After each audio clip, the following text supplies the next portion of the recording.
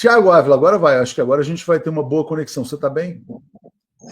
Tô bem, Léo. Peço desculpa a vocês, a comunidade 247 como um todo. Acredito que não teve nenhuma missão de solidariedade que a gente participou que eu não tivesse dificuldade de conexão para falar com vocês. Mas a gente... Seja no Líbano, durante os bombardeios, nas outras missões da flotilha, seja, enfim, em Cuba, todas as outras. Infelizmente é uma realidade, né? Mas estou feliz de estar com vocês novamente.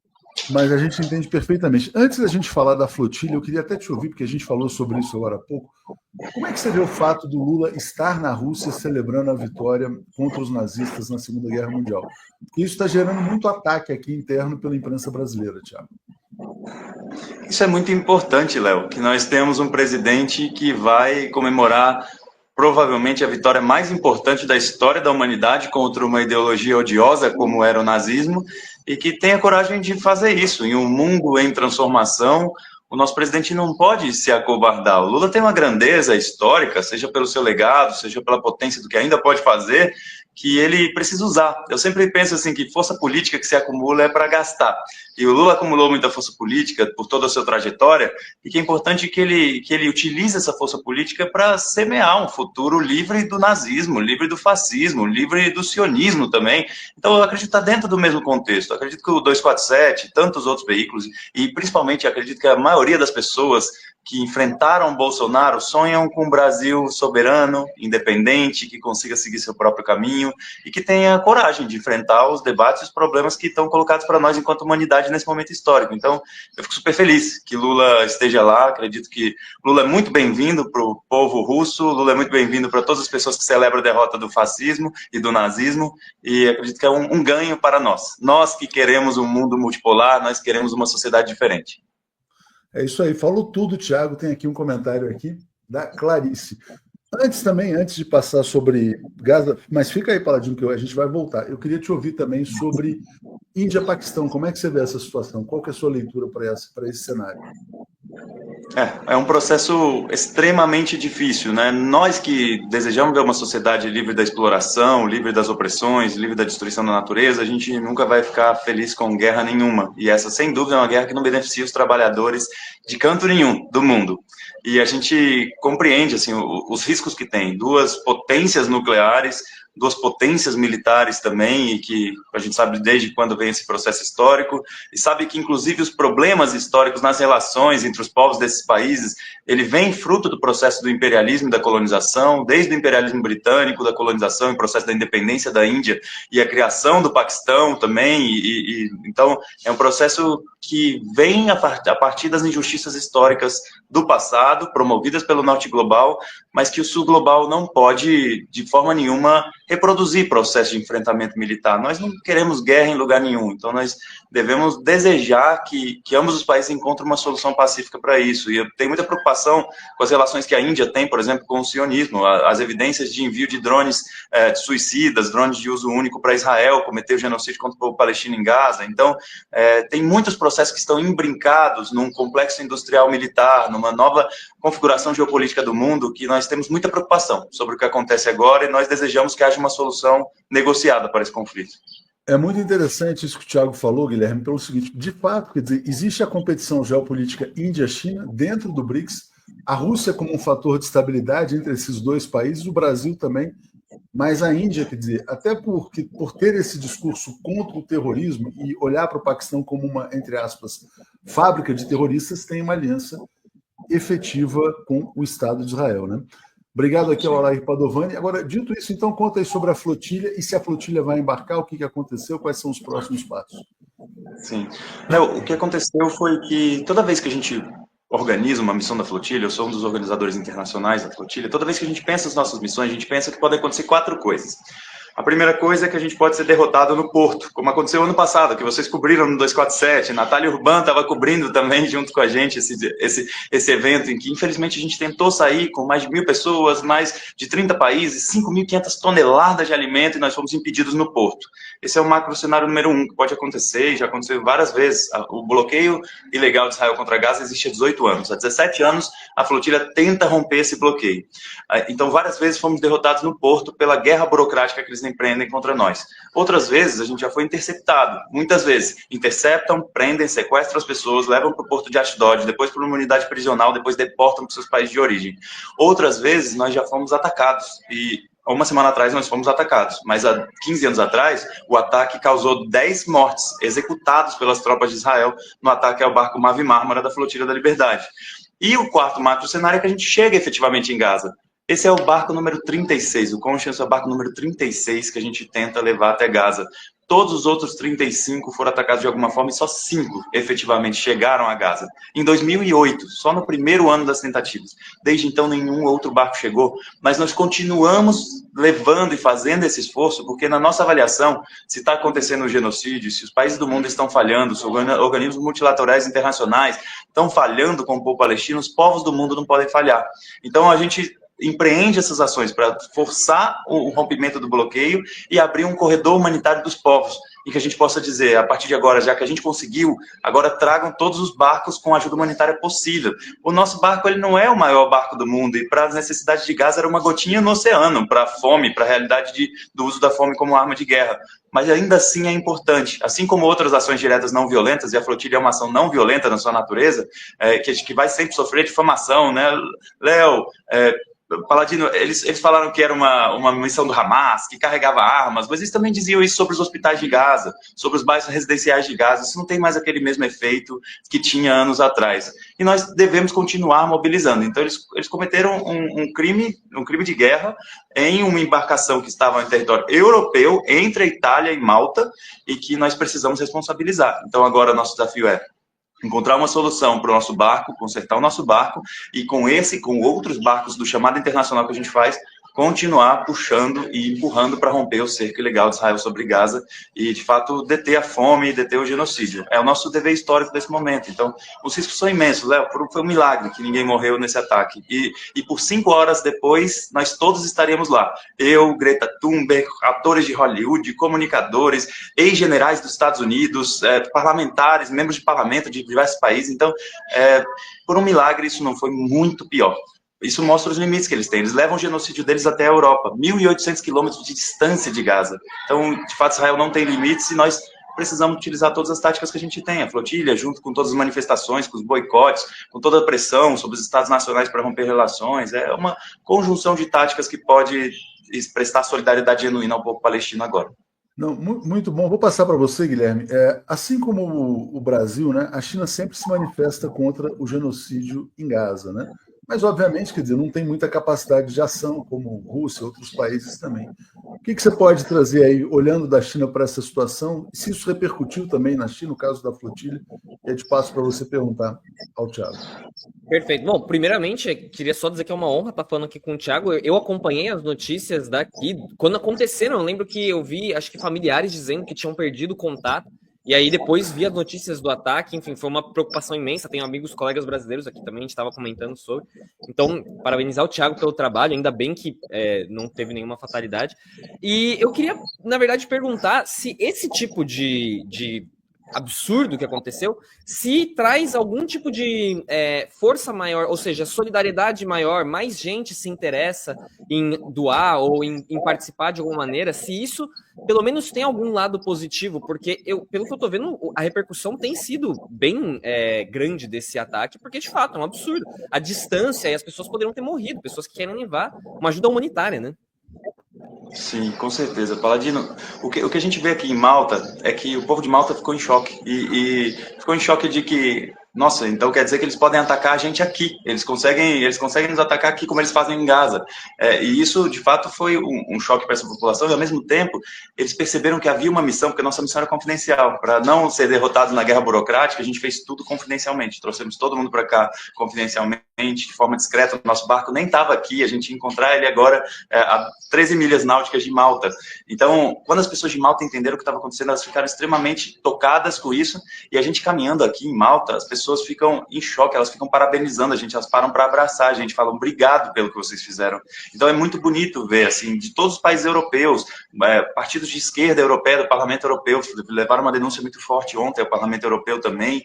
As pessoas de fato estão tocadas com com isso, de que existe uma missão de altíssimo risco que se propõe a estar junto com o povo palestino. Agora, embora seja uma missão de altíssimo risco, ainda é uma pequena fração do risco que o povo palestino passa todo dia em Gaza. E sim, é uma missão corajosa, mas ainda é uma pequena fração da coragem que o povo palestino precisa ter para sobreviver a 78 anos de genocídio e limpeza étnica, sabe? Então, o que a gente tem visto é que isso gera o que outros processos não violentos de luta anticolonial geram, que é uma solidariedade internacional quando escancara a violência da força ocupante. A gente viu isso na luta pelos direitos civis nos Estados Unidos contra as leis de segregação racial de Jim Crow, com Rosa Parks, Martin Luther King. A gente viu na independência da Índia, com todos os problemas que ainda geram, e a gente está bem evidente hoje, os problemas que ainda geraram esse processo, mas a gente viu também na luta contra o apartheid na África do Sul. Essas ações, elas mostram para as pessoas, primeiro, que elas têm mais força do que elas imaginam, que o povo organizado e numa ação bonita, inspiradora, consegue de fato enfrentar de cabeça erguida governos autoritários. Então, a gente tem agora dezenas de milhares de pessoas interessadas em se juntar à próxima missão da flotilha. O problema é que a gente não tem esse tanto de barco. Quem dera a gente tivesse. Mas se a gente tivesse, nós iríamos agora com uma flotilha gigantesca para Gaza. E a gente vai ter sempre fazendo o possível para trazer essa força social que quer apoiar, para apoiar a flotilha e todas as outras missões de solidariedade ao povo palestino. Ir de barco não é a única forma de se solidarizar com o povo palestino. O que vocês fazem, escancarando o genocídio, rompendo o bloqueio midiático da imprensa que não é independente, já é um papel da maior importância. O que cada pessoa faz boicotando, fazendo boicote, promovendo o BDS, o que cada pessoa faz conversando com as pessoas e desmentindo a ideia do sionismo e que se apropria também do fundamentalismo religioso no Brasil, cristão, neopentecostal sobretudo, também já é um papel importante. Então, cada pessoa fazendo esse trabalho de formiguinha na sua área vai contribuindo para construir um planeta livre de genocídio e construir um planeta mais justo mesmo. A gente sempre fala livre da exploração, livre de todas as opressões e livre da destruição da natureza. Acredito que essa sociedade nova, a gente precisa construir e dar o exemplo. E o povo palestino dá esse exemplo todos os dias, e nós, inspirados por eles, vamos tentando seguir essa marcha histórica aí, com o que a gente tem de recurso e de possibilidade, né? Então a gente vai colocando tudo que a gente tem, né, à disposição dessa luta. Tiago, olha só, você falou sobre governos autoritários, né? Vamos comentar essa notícia aqui, né? Ditadura Trump, né? Ditadura nos Estados Unidos. Antes, o Manuel Gonzalez dizendo, Tiago é um guerreiro da paz, né? Ontem foram presos mais de 40 estudantes nos Estados Unidos que estão protestando contra o genocídio, contra o holocausto promovido pelo Estado de Israel contra o povo palestino, né? E já há um consenso entre os especialistas de que os Estados Unidos estão se convertendo objetivamente numa ditadura. E aí isso volta até para o nosso ponto inicial, né? A imprensa brasileira dizendo que o Lula está do lado errado da história porque vai lá lutar contra o nazismo, e o nazismo está tomando conta do Ocidente. Então, essa é uma questão, né? Os Estados Unidos já não são uma democracia, o Trump se aproxima do nazismo em vários aspectos, Trump, Elon Musk, etc. e tal, e os estudantes estão sendo perseguidos, entre aspas, no coração do mundo livre, né? Como é que você vê esse tipo de notícia? É muito importante que a gente pense, Léo, nesse momento histórico que a gente está, a partir de uma lente anticolonial. Porque a gente é ensinado desde pequeno a conhecer os bairros de Nova York, a conhecer os rios da Europa, a conhecer toda a história daquele norte global, ignorar os nossos vizinhos da América Latina, ignorar África, Ásia, ignorar todos os povos que não vêm daquela cultura hegemônica. A gente é ensinado que o sujeito histórico, inclusive da Revolução muitas vezes, é aquele operário urbano industrial europeu, um homem branco, de olhos azuis, de cabelo claro.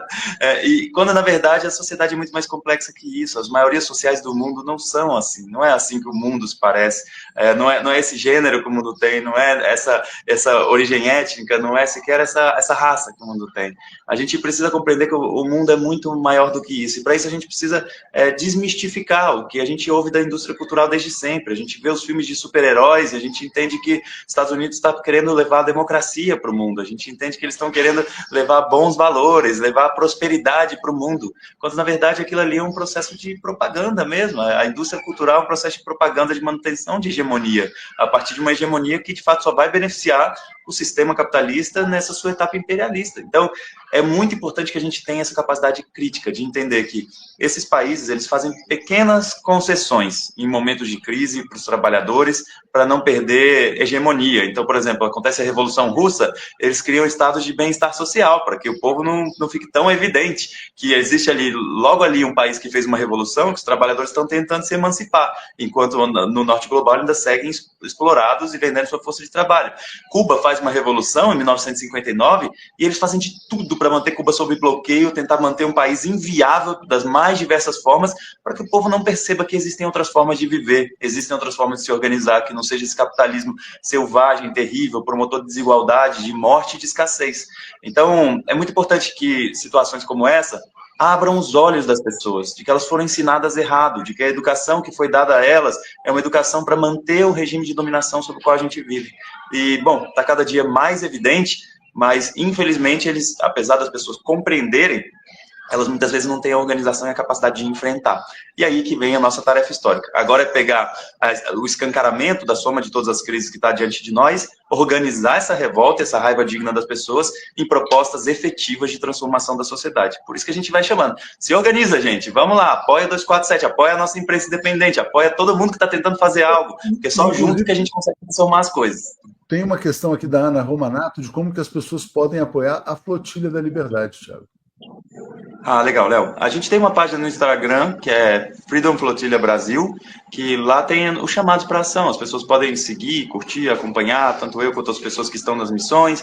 Tem caminhos para fazer doação. A gente, em breve, terá outras missões. Então, queremos ainda consertar nosso barco e ter outros barcos e ter mais gente.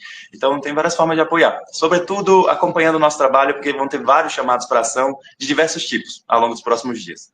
Então tem aqui um chamado, eu botei Brasil com essa, eu não sei se ela conhece ou com Z, mas está aí, Freedom Flotilha Brasil, para quem quiser procurar no Instagram vai achar.